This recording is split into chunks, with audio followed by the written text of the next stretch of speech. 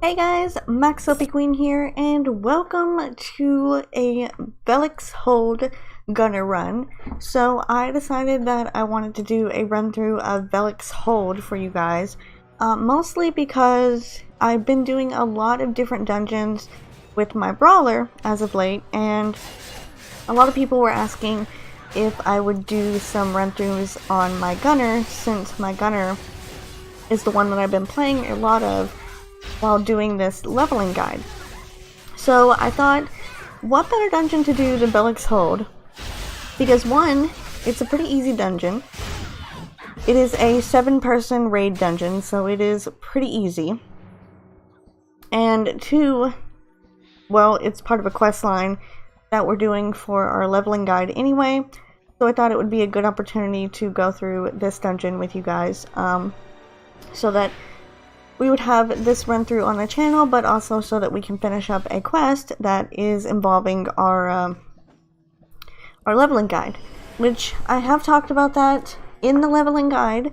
I think, I don't remember what one it was, maybe 5 or 6 or whatever, but I have no idea which number it is.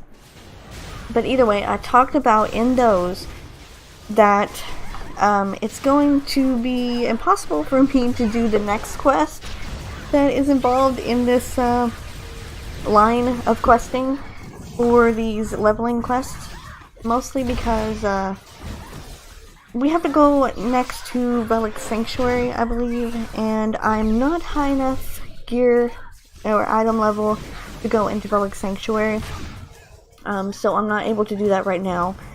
But I am going to try to do that in the future. Obviously, we need to get through these quest lines as quickly as possible. And if we're not able to, I guess that would be okay as well.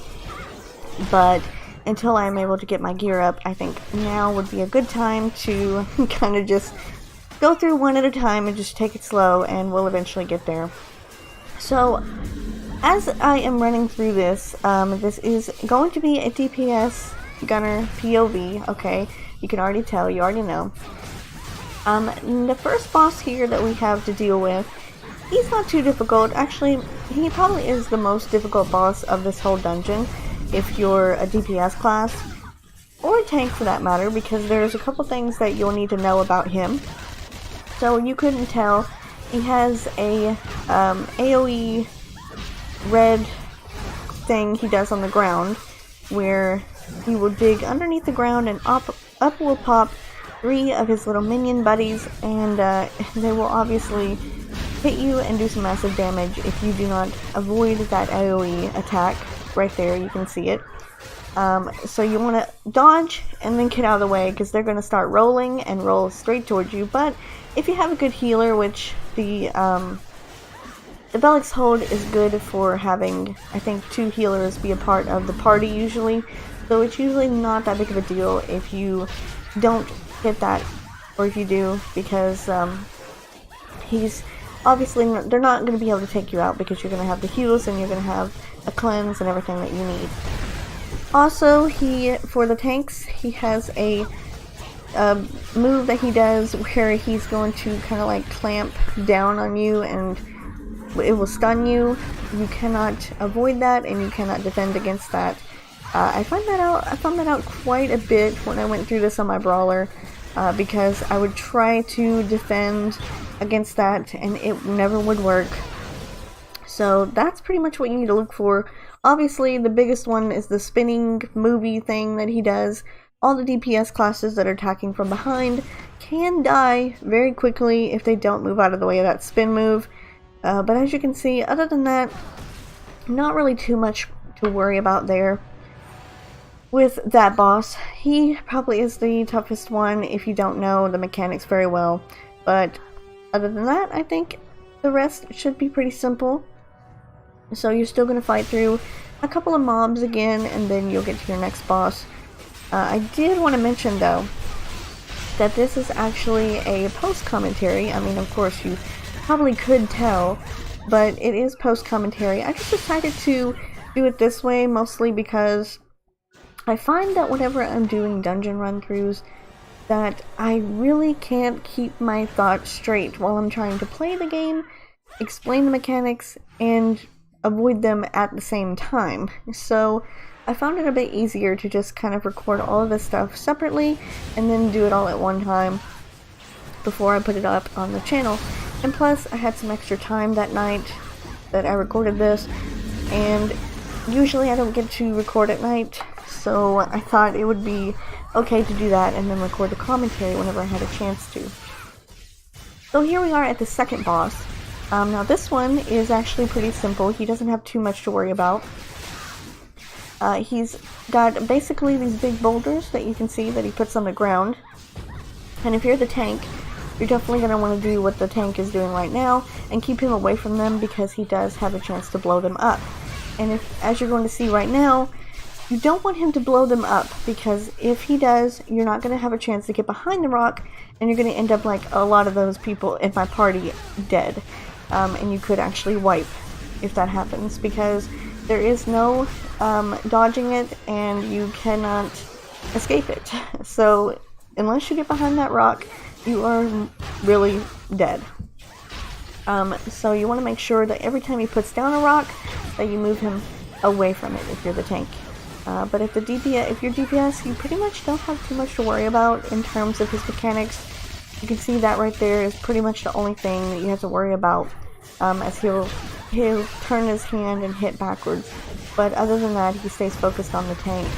And with your healing, your double healing, there really isn't no reason that you should have to worry about dying at any point, unless you just have terrible healers, or a healer solo, if you do manage to get a solo healer on the dungeon, which at this point it's not as difficult as it used to be.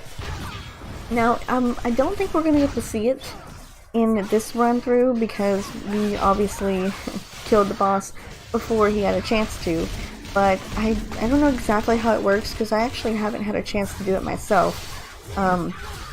It's been a really long time since I have done it, because it was when the dungeon first came out and everybody was sort of new to it.